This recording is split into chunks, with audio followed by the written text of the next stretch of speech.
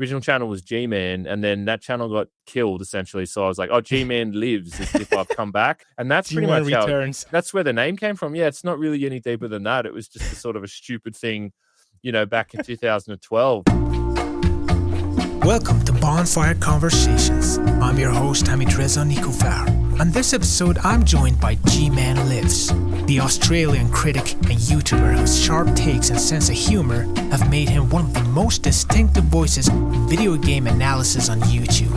Together, we talk about his journey from making early reviews to building a recognizable presence, and we dive into his views on gaming culture, comedy, and film. We also explore the quirks of Australian humor, its creative process, and even the personal side of life, including fatherhood and how it shapes his perspective. This is an absolute banger of an episode, fun, honest, and surprisingly educational. Before we begin, please consider subscribing to Bonfire Conversations wherever you're watching or listening. Thank you very much. This is my conversation with GmanLives.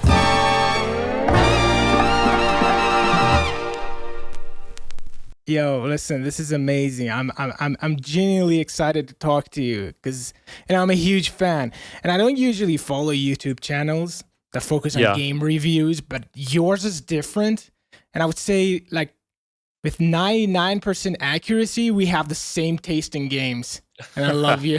I love how you analyze them, and your awesome Aussie sense of humor is the cherry on top. So welcome to the channel, sir. I'm so sorry about that other week, man, with the thing. Sorry about rescheduling. No, I just felt absolutely, like shit. it's fine. And then weirdly enough, I've actually got I caught the shingles this week. You know the shingles? No, not. It's like a virus that you get where it's like a rash that you get on one side of the body. And I think I just got it from being super run down, because apparently you get it when your immune system's really low. It's like the chickenpox virus. So if you have chickenpox when you're a kid, apparently the virus can come back. And no. Yeah, so I got that this week, but it's okay. It's at least I'm not coughing my guts up all the time, so I shouldn't affect things too much. Yeah. Maybe it's the curse of the podcast. Yeah. Maybe, yeah. It's better get rid of it while it's light. All right. So, by the way, your first video was a review of Return to Castle Wolfenstein, if I'm right? Yep. Yeah, which also happens to be my very first FPS I've ever played on PC. So this feels like a full circle moment, right? Have we started yet, or are we still warming up? We're in it. Oh, okay. I didn't realize. Sorry. Okay, cool. No, we're in it, man. So let's talk about your childhood. I'm very curious. I love to talk about your childhood, growing up, and some of the fun memories you've had with games. And share me the origin story of GmanLives. It's not really an origin story per se. I mean, I guess, I just let me just close this curtain. Sorry, that's really Maybe open it. Is that better if I open it or close it? It's great. The lighting is perfect. Perfect cinematography there. Yeah. Okay. All right. I got into gaming really quite young. I think when I was maybe 4 or 5, just because my parents had an Atari, and then the natural progression in the 90s was DOS gaming, with stuff like obviously Doom in the early 90s, and my dad had a really good computer that he used for work stuff.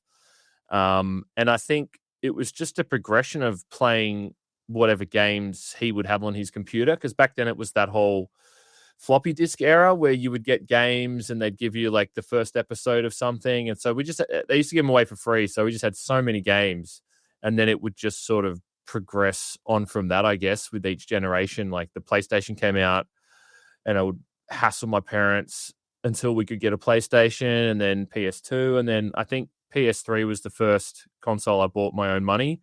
I'm pretty sure. I remember saving up for that. And so it just stems from good timing of being around in those early 90s when we just had so many cool games coming out. And if you had access to it, you just got to play all these games without really understanding at the time how cool they were and how fundamental they were going to end up being in the grand scheme of it. So right place, right time, I think, something that I don't know if kids will have that these days. I don't think young kids will have that experience anymore because everything's just all out there. So, it's really that golden era for gaming, Yeah, and similar to me, yeah, I would game on PC, and I was just big for a console. And my parents were nah. And my first one was 360 Xbox. So I think one of the reasons that we were so drawn into to FPS games is because that we were stuck with the PC and stuff. Yeah. There. Yeah. Yep. So tell me about the history of your channel. How did you decide to start it, and what were you hoping it would become, and how did it like meet your expectation or even exceed them? The history it's a little bit weird. It started out as, I remember when YouTube started, because it was back then, I don't think there were really like content creators, but people were uploading movie clips. So I used to upload Simpsons clips, because I figured out a way where I could like rip DVDs to my computer. So I was just uploading all these random Simpsons clips. And then I was working at, I'm trying to remember what I did as for work. I think I was unemployed, but I was out of uni and I really wanted to get into gaming stuff. And there was a job going for GameSpot, GameSpot, the massive site at the time. And then I went for all these interviews for that.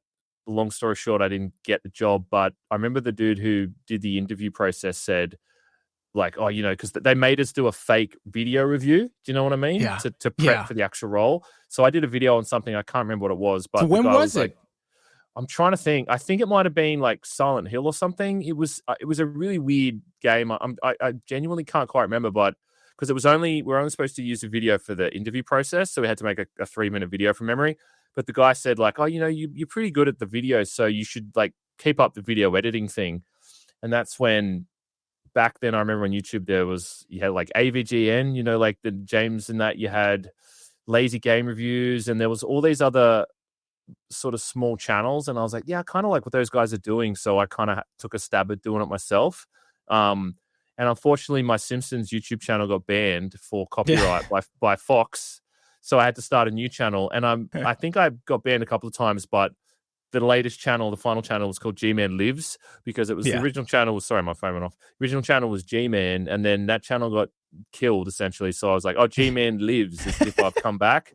And that's pretty much returns. That's where the name came from. Yeah, it's not really any deeper than that. It was just a sort of a stupid thing, back in 2012. But yeah, then it was just a matter of just uploading videos. Like, I never was trying to be a channel. It was just, I was still unemployed at that point. So I had like this new editing computer, or I say new, but it was good for the time. So I just started playing games and making videos, and slowly progressed.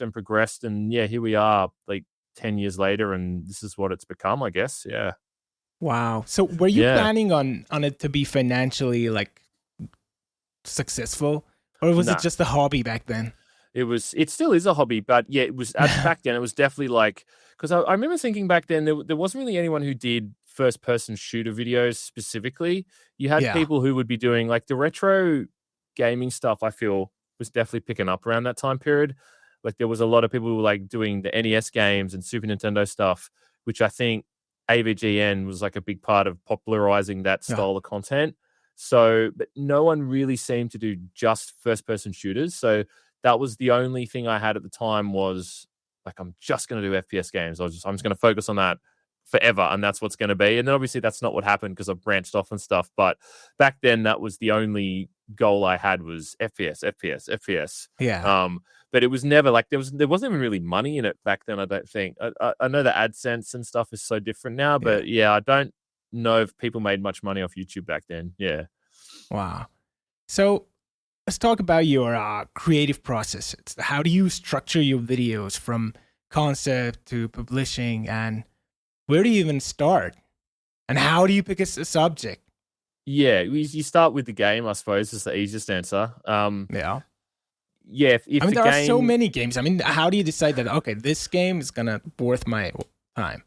It's tricky. It's because sometimes I just want to play a game just to play a game. You know what I mean? Like, I might just want to go back and replay something on PS2 or whatever, but there's always this weird part of my brain now that's always constantly thinking, oh, I wonder if I could do a video on this kind of thing. So I think I've kind of got pretty good now at playing something and kind of knowing early on, like, even if I'm going to like it, but then if there's also some way I could make content off it, because I feel I've played things where the game's fine, but it's just not the kind of content I could make. So I guess it's just like a vibe, man. You know, you play something and you can kind of see like where there might be jokes that you could work Yeah. in, or there might be points of criticism or stuff I want to talk about. Yeah. So yeah, it's just case by case. I think it just depends on the game. And yeah, I've definitely missed out on a few things I wish I had it covered back in certain times. So it's funny looking back now and going, yeah, I probably could have done something on that, or even like I shouldn't have done a video on something. You know, I've done videos and games where I've just kind of not been sure if I want to talk about it, and then it gets me into like trouble for various reasons because I might not say the right things, you know. So it's a constant slippery slope of just trying to find the right fit, really. Yeah, and when you kind of like playing the game, are you recording the entire sessions you're playing? No, what I do is I've always used I used to, but then when Shadowplay came out, I can't remember when Shadowplay came out. I think it's like 2016 now, but yeah, they have that what's it called? Instant replay feature or something like that it's called. So basically you just can clip the last whatever time you want. Yeah. Because I find that way, otherwise you're going to record like an hour chunk and you'll only use small bits. But if you just clip the bits when it happens that you know you need, then you've really got so much easier content to work through with the editing process. Yeah. And you save hard drive space, which is super important, I think. Yeah. So, and does it change anything in you, like playing the game, like you're all, like half of your brain is like processing, oh, this is a good content for the video. Oh, I can talk about this. Or you're fully immersed in the game and enjoying it? Yeah, I think there's definitely I think it's, I don't know.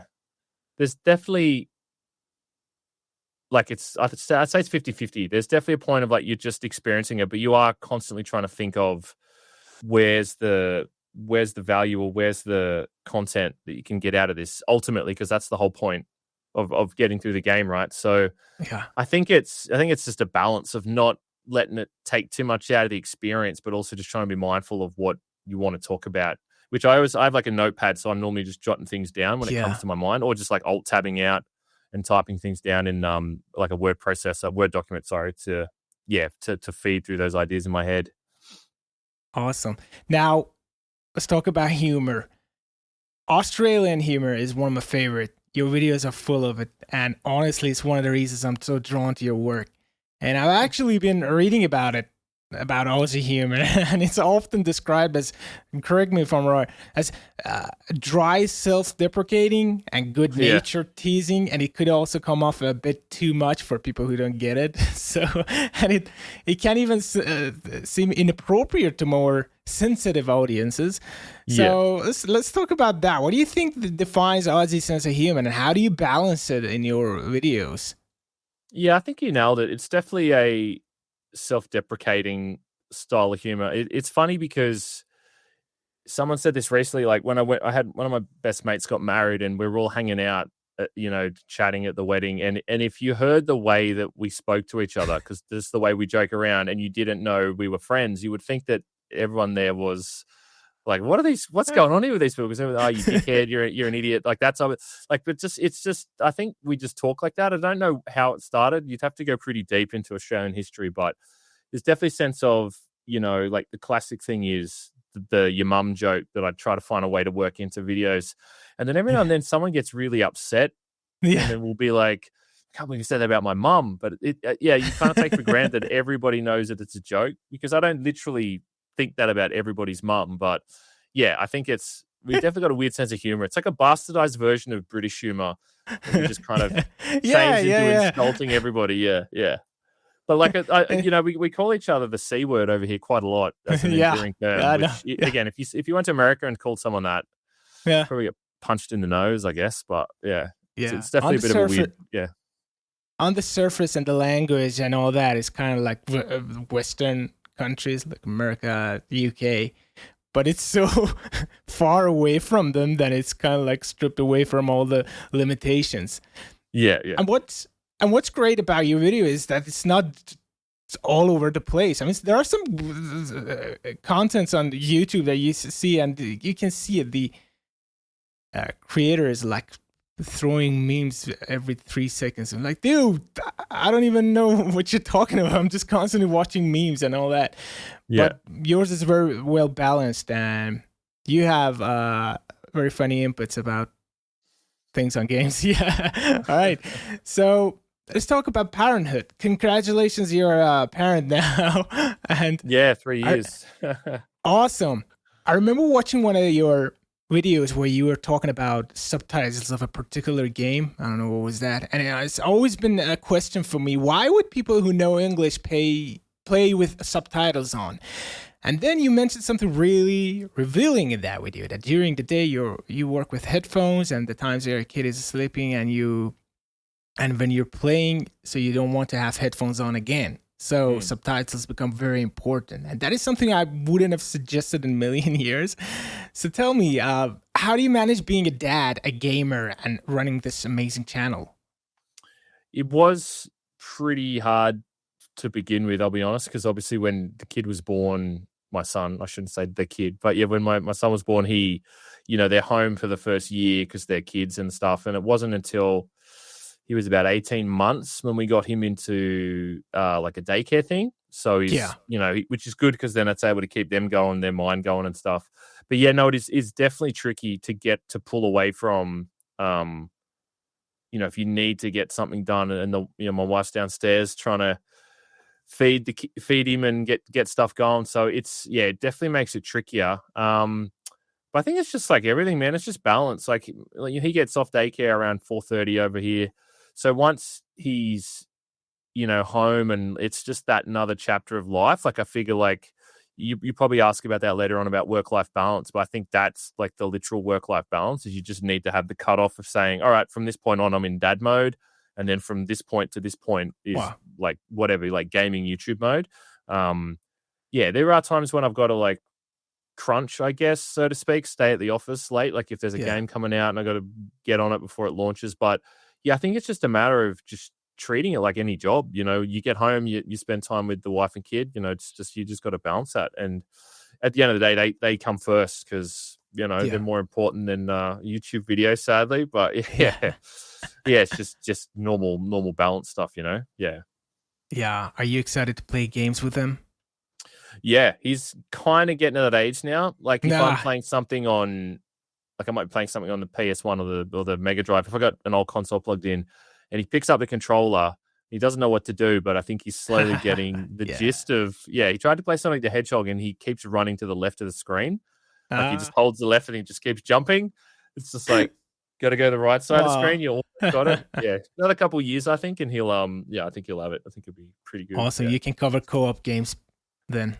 Yeah. Apparently, my wife's going to get him into Mario Kart. That's the thing she wants to start playing. She loves Mario Kart, which I hate. I hate that game. So, are you into Nintendo games? Not the recent ones. I think the last Nintendo thing I really played was the GameCube. But everything after that, I just haven't really liked the direction they've taken it. Like I wasn't a big fan of the Wii. I don't like the Switch that much. And Switch 2 is just Switch with a different number at the end of it, really, and a slightly better processor. But yeah, I just don't like. I'm just not into their games that much, like the big heavy title and all the good titles that I like are on PC anyway, all the indie stuff. Yeah. So yeah, never been a big fan of the recent consoles. Awesome, totally agree with you. So let's move on to the next segment. Penny, for your thoughts. Now I'm especially excited about this part of the podcast, because I call this section Penny for Your Thoughts, where I ask some deep, random, and sometimes completely stupid questions just to get to know my guests better. So are you ready for this, sir? I am, and I did take notes. I did prep for this, so. Awesome. Yeah. I used to just ask them live on the podcast, and people were like, oh, these are so difficult. And I was like, yeah, you're right. So I'm sending in before. So what's a belief you hold today that your younger self would be shocked by?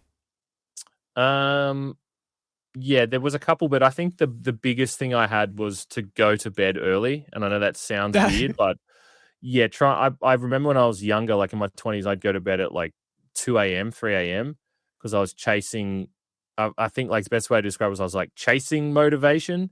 So I was trying to get stuff done. I'm like, I'm going to stay up to 2 a.m. for him to get it done. And I just found going to bed at, this is going to sound really old manish, but go to bed at like 9 o'clock, 9:30. Wow. You wake up early at like 5 a.m., 6 a.m., but you're kicking ass by like 7 a.m. And that's the time that you would have gained anyway, staying up early in the morning, but you're getting it back in the day, and your brain's in a better place. Yeah. So yeah, definitely, yeah, just go to bed, man. I wish my younger, I think back to the amount of times I used to wake up at like midday, just feeling like shit, and I've lost half the Wow. day. Yeah. Because I was staying up early to try and do stuff. It's like, no, just go to Yeah. bed. Yeah, if that's the most old man thing I've ever said is go to bed early. Yeah. Awesome. That's great. Yeah. So, all right, next one. What do you think people misunderstand about you the most? Yeah, I think we actually kind of touched on it. It was more. It was definitely the humor thing. I think a little bit. Yeah. Sometimes people think that that humor side of me is like a legitimate personality thing. When if you Yeah. meet me or you chat to me now, like I'm really not like that. I'm not sort of rude and abrasive. Yeah. But a few people I've seen talk about me online saying, "Oh yeah, he's really like rude," or he's like whatever. He's like egotistical. It's like, nah, man. I'm like none of that in real life. You meet me on Yeah. understand. I'm a pretty simple dude. Yeah.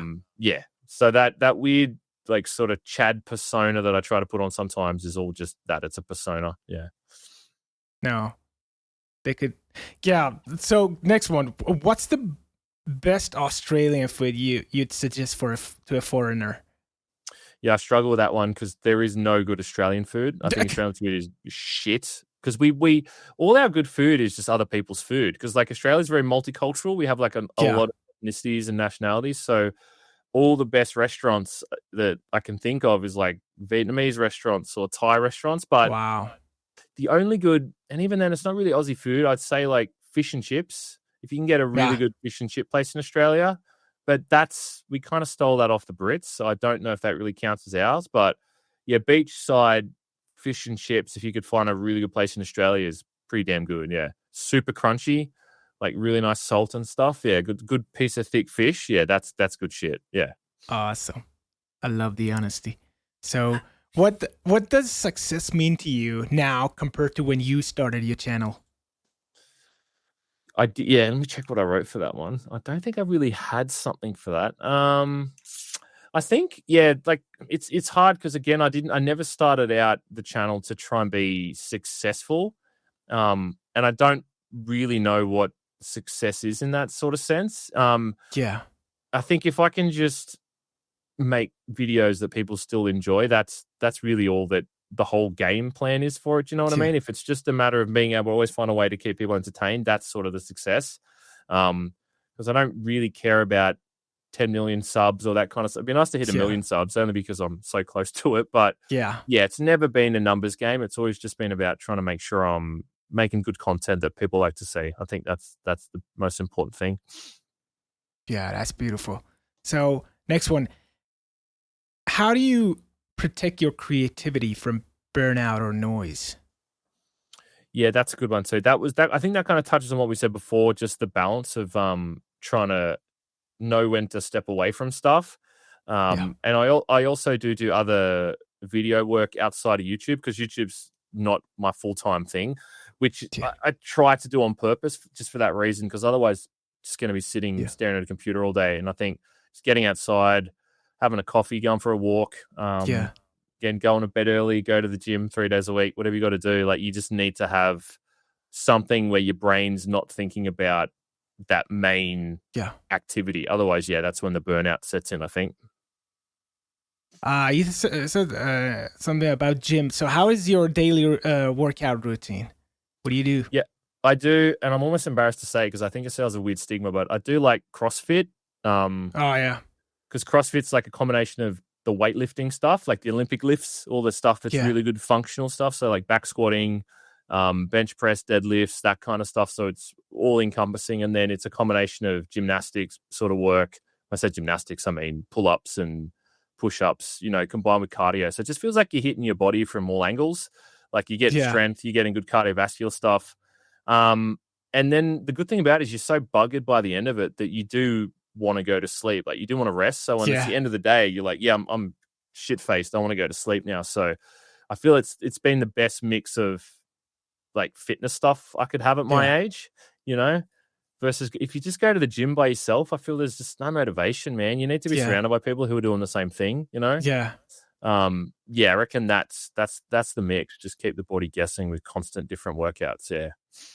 Yeah, I get it. I started doing yoga every morning, and Yeah. it's really helped me with my physics. Yeah, it's just Yeah. because Yeah, because the whole stretching component, I think, of CrossFit's pretty much just essentially yoga. You do about 15 Yeah. minutes to warm up, and you do all the downward dog and all those kind of weird stuff to try and get yourself going. Yeah. Yeah. All right. Next one is a hard question. List me 5 of your favorite games ever. For some people, it's easy. That was hard. I had to really think about it, so I did have to jot these down. I the first 4 are always easy for me. I always say Doom is number 1, like the first Doom. Yeah. Maybe Doom Eternal, but like I'd only want to put one Doom game in there, so I'd say maybe Doom Eternal. Max Payne, the first Max Payne would probably be second. Third game would be Metal Gear Solid 3. Again, I'm trying to keep it to one game per franchise because I'd put Metal Gear Solid 1 and Metal Gear Solid 2 in there as well, but probably MGS3's in there. Number 4 is Thief Deadly Shadows. Awesome.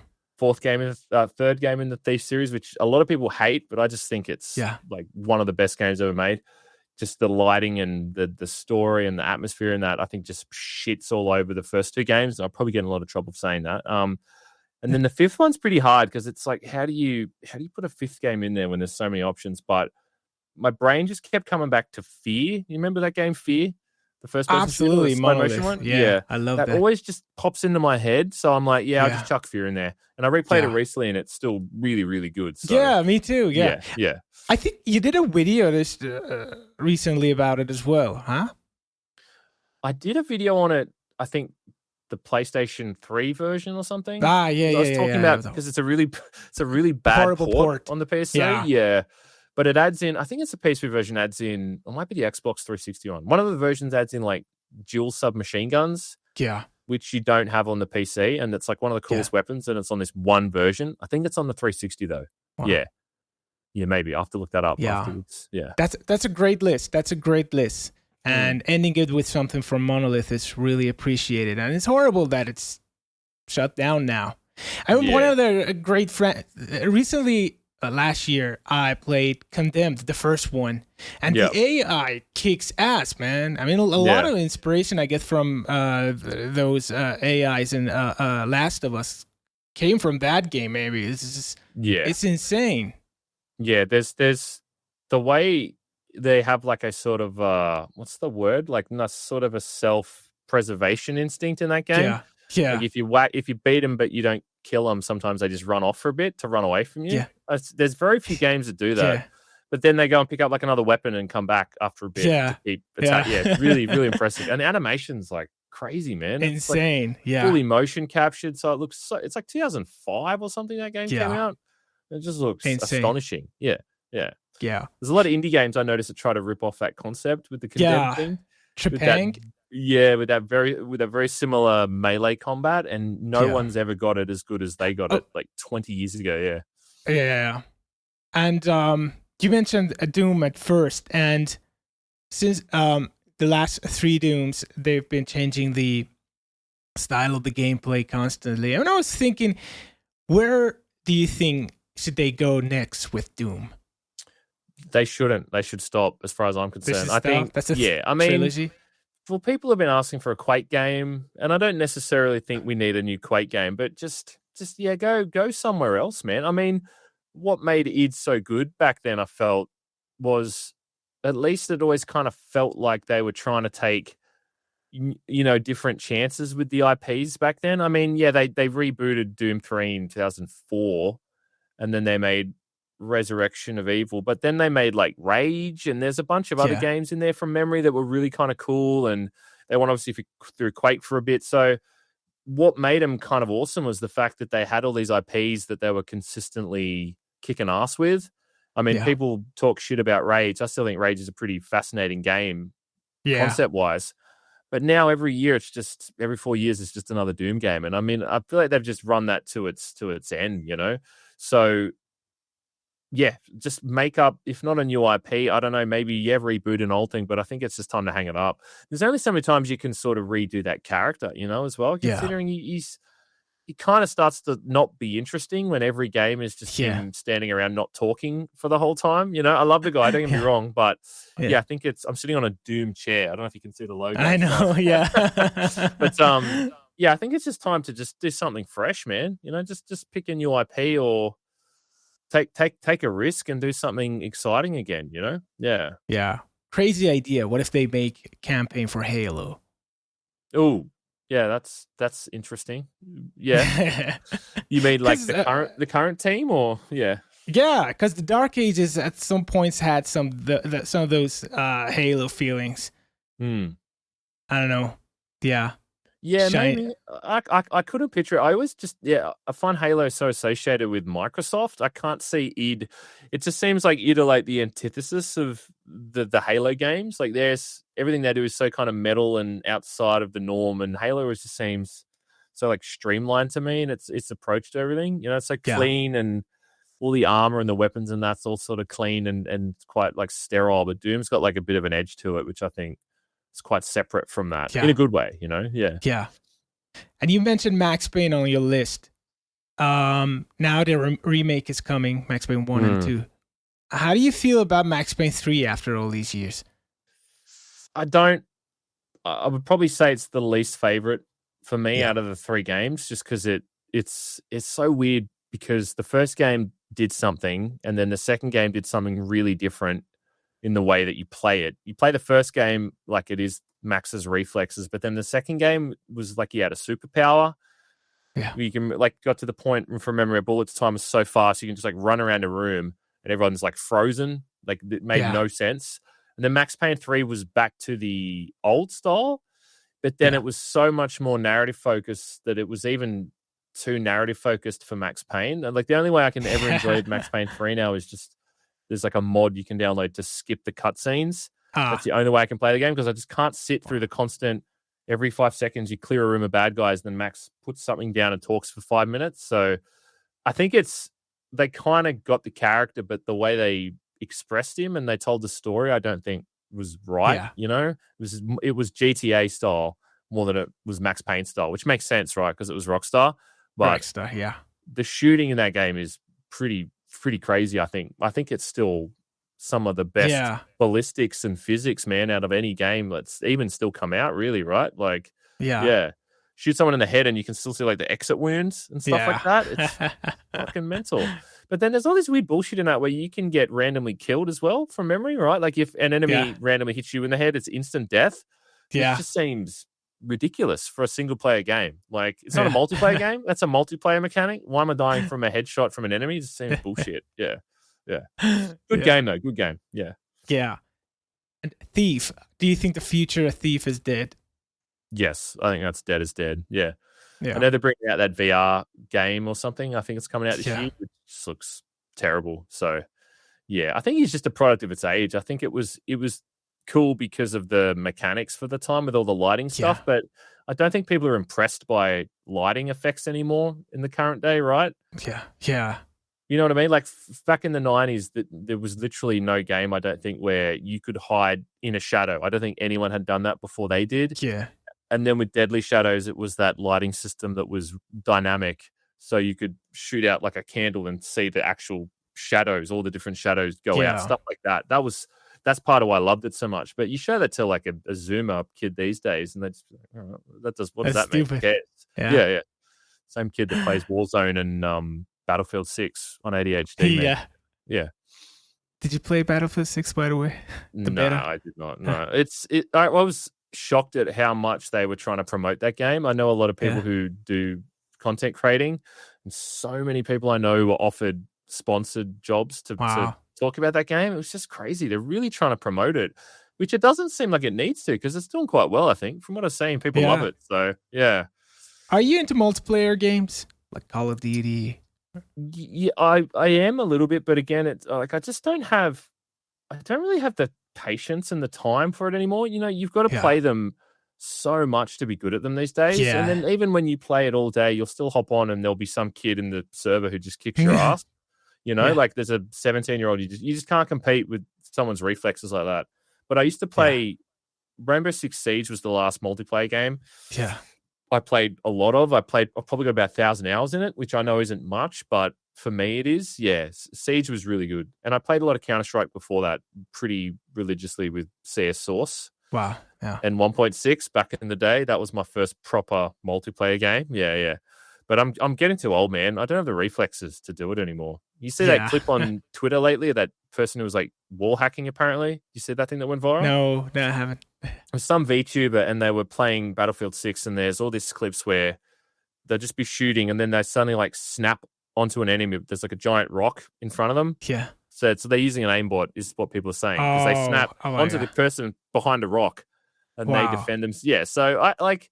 If you want to log horrible, man. Yeah, you want to play a fun game with your mates, and you got people like that kicking your ass on the server. Yeah, not very fun. So that's part of why I don't really do it anymore. Yeah, I get it. Yeah, moving on to the next one.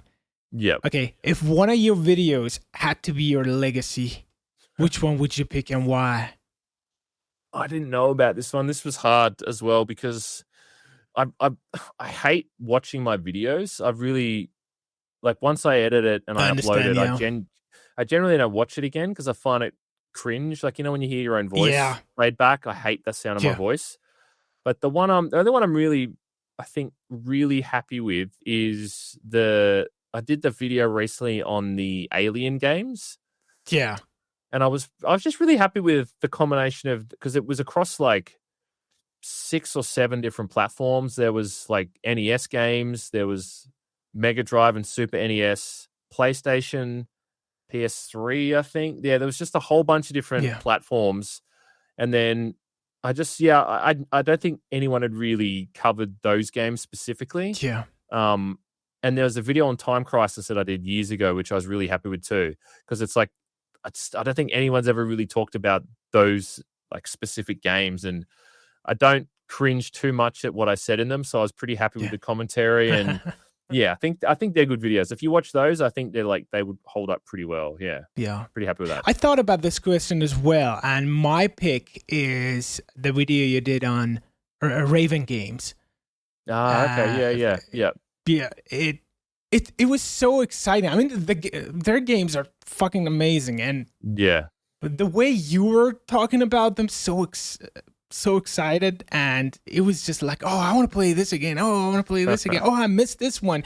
And overall, I love these videos you do, these compilation videos. It's just like there's a history there. I mean, when you finish with a video, you're like, oh, I know a piece of history of video games now. And then there are so many awesome games you can go and play, and there is this overall perspective. Like, okay, if I begin with this, and then he said they changed that here, and it's so awesome. It's and it was very well made. Yeah.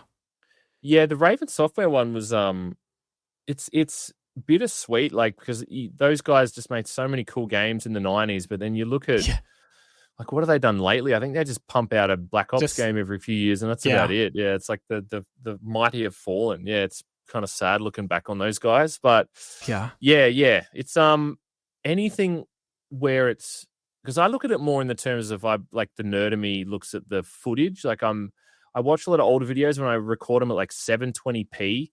That's when I used to capture my footage. And my computer back then was shit, so the only way I could edit with a decent performance was to capture at 720. So I look at some of those old things, and then there's videos there where I used to emulate, and like the game doesn't emulate properly, so there'll be like a skybox missing, or there'll be like texture problems, and that stuff I think I hate the most. It's not even really the video; it's the small things where I look back on those things. Like, how did I miss that back then? It just looks stupid, and it's a really bad. It makes me look like kind of, I don't know what the hell I'm doing. So the videos where I captured it good and it looks like good quality footage, that to me is like, okay, cool. That turned out pretty well. I'm happy with that, you know? Yeah. and you mentioned Raven getting lost in the Call of Duty world. Another great studio is High Moon. Have you ever made a video about High Moon, or are you into them? I don't know who High Moon is. Which one's High Moon? High Moon is the they made like Transformers, they made that Bourne game, and they're like I think since 2010 they've been only making helping with the Call of Duty team. Okay. I I don't know these guys. Well, like the Revenge of the Fallen Transformer games? Yeah. I All the love those Cybertron stuff. Transformers. Okay, Yeah, yeah, right. Gears yeah. of War Transformers. Yeah, I was playing that recently. The one on, I think it's on PS3. That's a pretty Yeah. cool game. The only problem Yeah. is the whole game, it just has one color palette. It's Yeah. like just gray and silver. So like everything in the game is gray. So you kind of under it really is a while like you're just staring at, Yeah. this I think giant you've covered. mosaic. They made that Born game. Did you review that as well? Born is like Born Supremacy or something. Yeah, it was Born or something. No. I don't remember. Yeah, it was. I do know you're talking about. 'Cause, game. the Transformers games are so underrated, man. Those ones on the PS3, that was so fun. I think the problem is they're all so short from memory. They only go for like 4 or 5 hours, but yes. And one of the reasons is because before those Transformers, there were shitty Transformers based on the movies, and they were bad. And these came out, and people were like, "Oh, it's shitty." So, because I remember I was defensive, and then I played like the first one, War for Cybertron or something, and it was so fucking awesome. It was like, "Yo, this is different. It's not a movies." Yeah, I think the one based off. I haven't played it, but I was chatting to someone. I remember seeing this online recently. Someone said the Transformers game on PS2 is apparently quite good, based off the first movie. It's supposed to be good. I haven't played it, but someone said that one was cool. You can like change. You play as Bumblebee or something, and maybe I'll check it out in the future. Yeah, Transformers are just automatically cool to me. There's just something cool about that whole universe. So, yeah. Yeah. By the way, there's a game you covered on your channel that I thought I was the only one on earth that played that game, and that was a Constantine game. I was like, no way, he's reading that. Yeah. That was an awesome game. It was a good game. Some interesting mechanics. I think Keanu Reeves did the voice maybe in there. No. Do you know who did the voice for Constantine? I think no. There was a character in this actor in First Matrix. He was actually a actor in First Matrix movie who did an impression of Keanu Reeves on that one. Okay. If I'm right. Yeah. Yeah, right. Yeah. That's a game that could do with a good remaster. That'd be a cool game to play. Yeah. With proper, good, smooth controls. Yeah, definitely. Yeah. And that mechanic of changing between hell and real world, the medium from Bloober came out and I was like, this is the same mechanic from Constantine. I was like, what the hell are you talking about? There isn't a Constantine game. Yeah. And then the world would change and you could only do puzzles in certain. Yeah, it was pretty cool. Yeah. Definitely underrated that game. Yeah. So, next one. What's a piece of feedback, good or bad, that really stuck with you? This is an easy one. This relates back to work stuff, I would say, in a boring way, but very early on when I used to edit footage and I was showing like stuff to a friend of mine who was an editor, and he just said, he's like, why do you have all your footage like this? Why are you not naming footage? And I just hadn't been taught that workflow thing. And then someone taught me to basically categorize every single, kind of comes back to what we said earlier too, but like to categorize every piece of recording stuff, like editing stuff, to have it labeled as to what everything is. So when you get to the editing process, you just have all this stuff there. And when you start to talk about that certain thing, it's like, oh, look, there's that thing that I want to talk about. And you can just drag it straight in. And it sounds simple and you would think a lot of people do it, but a lot of my mates who edit and do content don't do that. Yeah. And I just don't understand. And they say, oh, it takes some days to edit videos. It's like, take you a day if you just followed like a simple step. So it's like everything I do now, even if it's just simple things like, I don't know, organizing like DVDs or something in the house. It's like I follow just categorized, alphabetized everything. It sounds nerdy, but man, it saves so much heartache with stuffing around with stuff. Yeah. Yeah. Organizing stuff is. Yeah. So, do you like the process of editing your videos? No, I hate editing. Yeah. I like the process of playing the game, but editing is because, and not in a bad way, just because it's, you're just sitting in a chair for like 6 hours, staring at a computer screen. Yeah. And you can't, there's not really a fast way to get through it unless I said like you organize your footage so you streamline it. But editing is just sitting there and listening to your own voice and then dragging clips to match up to stuff. It is pretty tedious.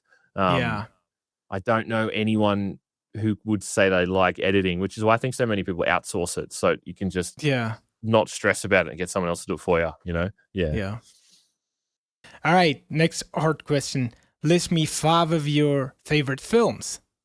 Yeah, that was hard too. That's actually very hard. Number 1, Pulp Fiction.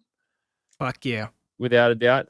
I have a poster of that and I rewatch it every few months. I just get bored and I'll eventually just rewatch Pulp Fiction. Number 2 would be The Thing, John Carpenter's The Thing. Yes, awesome. Best horror movie. I had a friend show me that back in late high school. I'd never heard of it. Because I'd seen Little Trouble in Big China, because there was a VHS of that went around our school. And my mate was like, "Oh, you should see this other movie that this dude made." And then I was like in love with it. God. Because it wasn't a big hit back when it came out. Yeah, I think it bombed when it came out. Weirdly, everyone hated it, but it was actually weirdly the same year that the video game came out for PS2. There's like the Thing game, which they remastered recently. So it was, I played it. And it was movie. Good. Yeah, and I'd just seen this movie, and then this game came out on PS2 based off it. So I was like, "This is amazing." Yeah. Number 3 is probably The Matrix. Actually, I'm going to change my answer. You reminded me The Matrix exists. I'll probably say the first one. First Matrix. Yeah. I'll put that up there. Because I saw that 3 times the weekend it came out. Me and my friend went to the movies. He'd already seen it before. We saw it on, I remember it was a Friday night. It was a Saturday day. We saw it in the afternoon. We went back to my parents' place and said, "Can we see that movie again?" We went back to it Saturday night. And then the next day we asked to go again. So we saw it on the Sunday morning. So we saw Matrix 3 times because that's how amazing that movie was at the time when we were kids. And then what was after that? Was that number 3? Yeah, that was number 3. Number 4 is Porco Rosso. I don't know if many people know that one. It's a Miyazaki movie. I haven't heard of it. No. Yeah, it's the one about he's a World War One pilot in Italy who it's a really weird story. He essentially, what do you call it? When they run away from the army, not disbands? What's the term for that? Dispatch? No. Yeah, no, I can't remember the name of the term for it. Anyway, he's in the Air Force in World War One, and he abandons his post essentially during like a massive dogfight with all these German. I've seen one Miyazaki animation. It's called pig. Wind Rises. Are you talking about that? Wind Rises. Porco Rosso. Yeah. It's and then he gets turned into a pig for some reason, and now he's like a mercenary that does all these jobs for people. It's a really cool story. Yeah. Awesome. It's like Studio Ghibli movie, but I think it's like one of the best animated films ever. Yeah, it's amazing. And then that was 4. Yeah. And then 5 is just stupid old me with my comedy with Dumb and Dumber. I think is like one of the best comedy movies ever made. Have to put that in. I still quote so many lines out of that movie to this day, so I have to get it in there. And I use so many clips from it as just little joke clips all the time because there's so much material there to drag from. I think the day I can show that movie to my kid, I'll be like watching him intently to see his reactions to certain comedy scenes. I can't wait to see how he reacts to movies like that. Yeah. Is that the movie that you could quote most? Like every line in it? Yeah, I think so. Either that or Pulp Fiction is very quotable. Pulp Fiction is very quotable. I like a lot of dumb 90s comedy movies too, though. Like Happy Gilmore and Adam Sandler, like those kind of dumb movies. I think you need to just accept that they're bad movies, but they're very entertaining. I think the badness is what makes them entertaining. Like Happy Gilmore and stuff like that. I wouldn't say they're masterpieces, but they've aged pretty well in terms of entertainment value. Yeah, mine is, I guess, The Big Lebowski. Yeah, that's a good one. Yeah. Oh, that's your quotable movie? Yeah. Yeah. Any movie you can quote, I think shows that it's got a good script, you know? Yeah. Something about it works. If you're quoting it 20 years later, then they did something right. What about games? Are there quotable games? What's the most? I don't know. Not really, no. Maybe GTA San Andreas?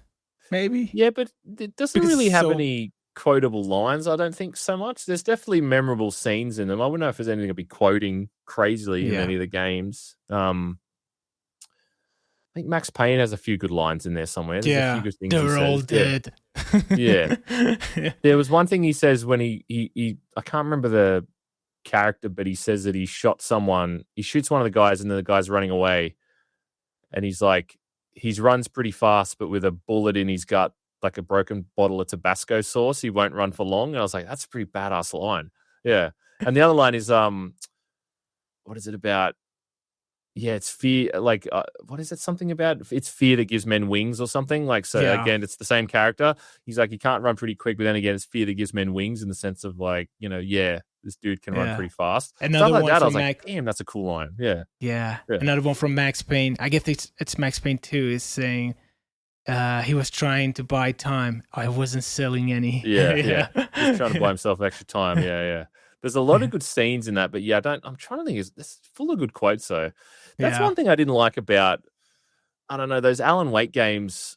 I just feel whatever happened with Remedy, with the magic they had in those earlier titles, man, it's just not there. I think, you mentioning that before about the remake. Yeah. I think what's wrong, I mean, I love their games, but their story, I mean, I'm looking at Max Payne 1 or 2. It's just a straightforward, good story. Now with Alan Wake, especially Alan Wake 2, or like, what was that, Quantum Break or so? Oh, Quantum Break, yeah, Control and all that. It's so massive, especially with this whole shared universe shit. And it's just, you can't keep up. Like, what am I doing here? Yeah. Fuck that. I just wanted to know about this character. That's all I want to know about. It's so focused on story, and it's confusing. Yeah, I tried to play Control. I didn't play it on launch, and I played it like a year after it came out. Yeah. And I as far as I know, I started the game from the beginning of the story. And the game started, and I was sitting there watching it's like 20 minutes of intros and everything's happening. And then the game started, and I'm running around, and within like 10 minutes, I was just like, I have no idea what's going on. Like, I'm not, I don't think I'm stupid. I was paying attention. I know the character's name, but I'm like, it genuinely felt like I just started watching season 3 of a show, and I'd missed the first 2 seasons. Yeah. Yeah. And I finished the game, and I know about this story as much as you do. Yeah. Yeah. All right. And they made they made the spin-off game recently for some reason. It's like a first person that multiplayer co-op game. Yeah, which has like oh my God. 10 people on Steam playing it at the moment. So that was a complete waste of resources. Yeah. Wow. It's something about those old games. It does have me worried about the Max Payne remake too, because it's whatever the spark was that they used to have. I just don't think it's there in that company anymore. Yeah. Disappointingly. All right. Yeah. Moving on. Is there a game you secretly love but would never recommend it to anyone else? Yeah, there would be a couple. The first one is the Honey Pop game. Honey Pop? The Honey Pop? No. Yeah, Honey Pop. It's the weird dating sim game where you there's all these different girls, and you have to like take them out on dates, and then the gameplay aspect is that you have to do this really addictive match 3 puzzle game. Yeah.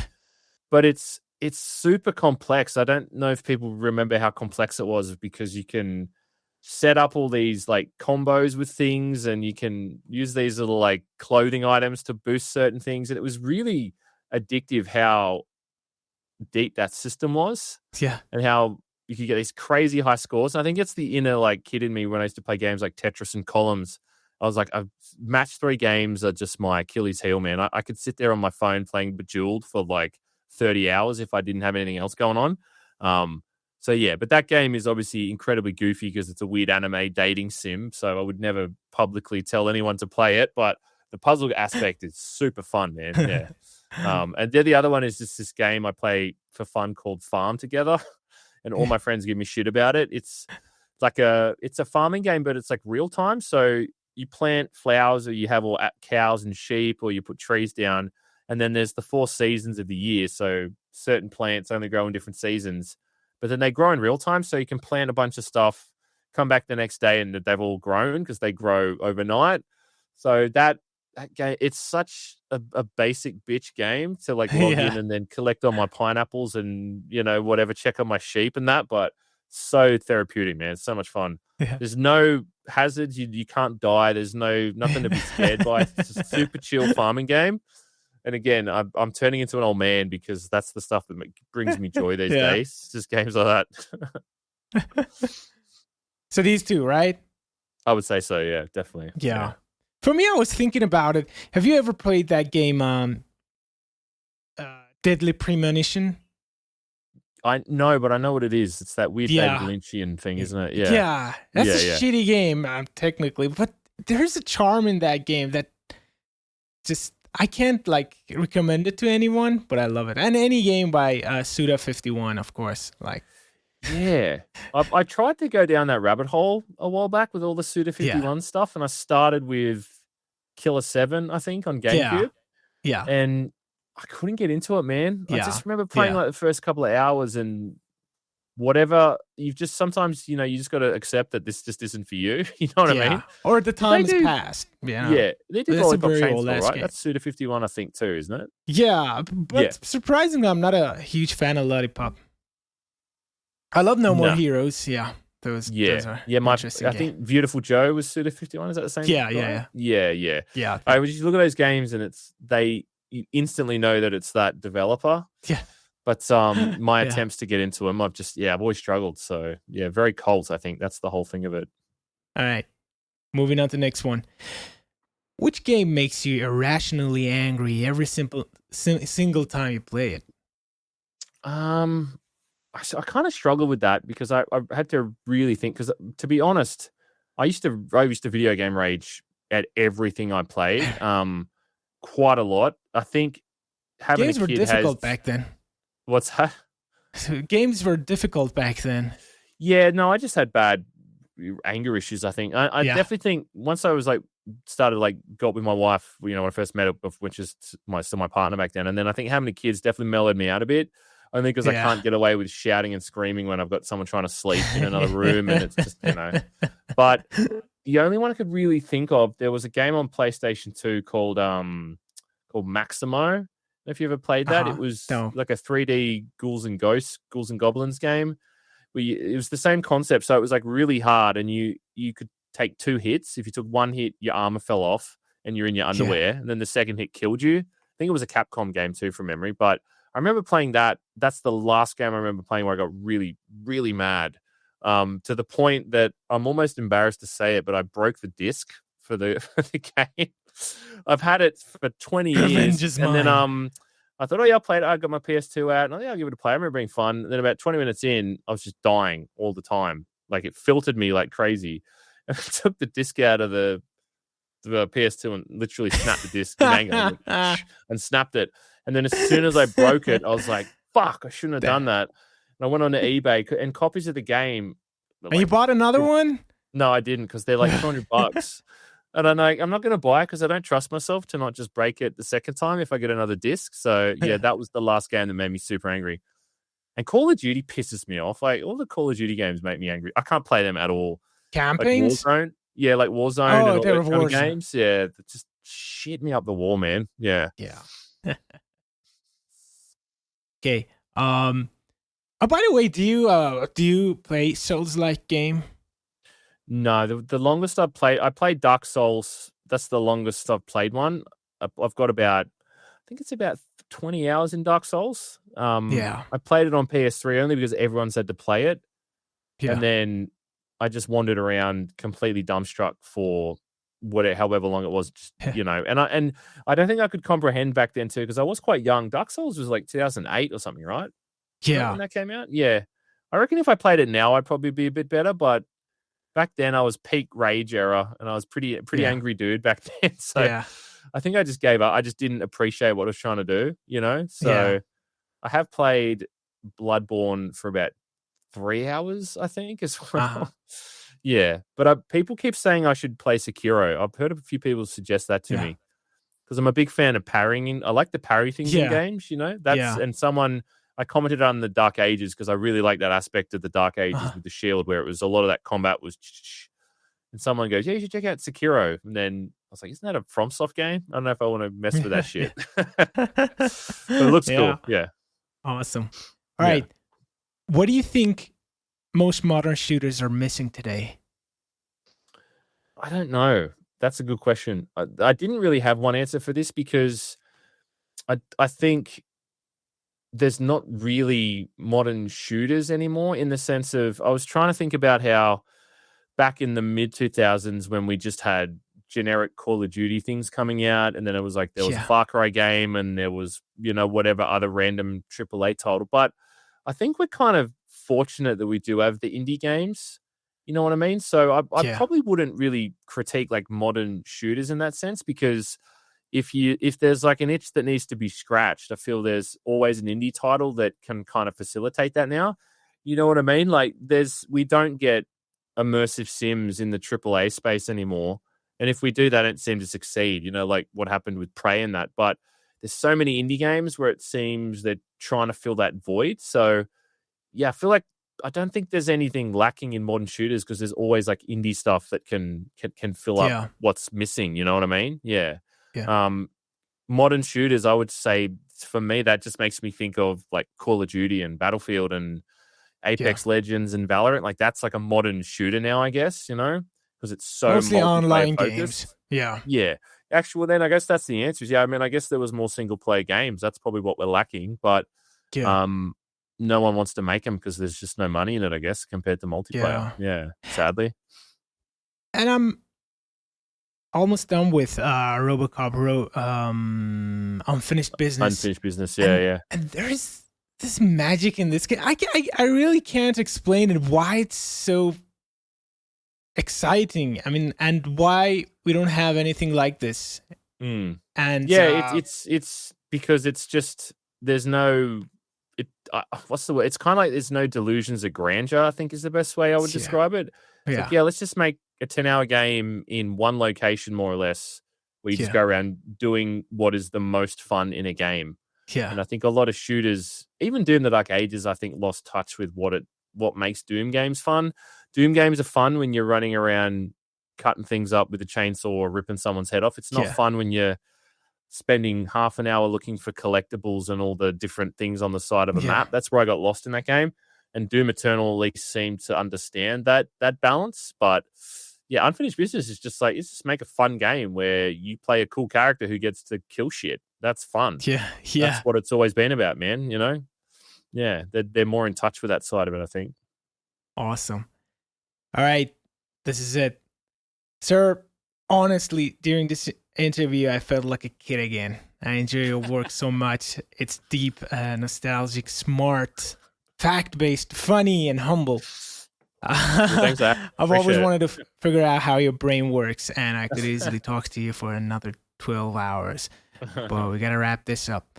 So it was an absolute honor to talk to the great GmanLives. Thank you so much. No worries, man. Thanks for the chat. Appreciate it.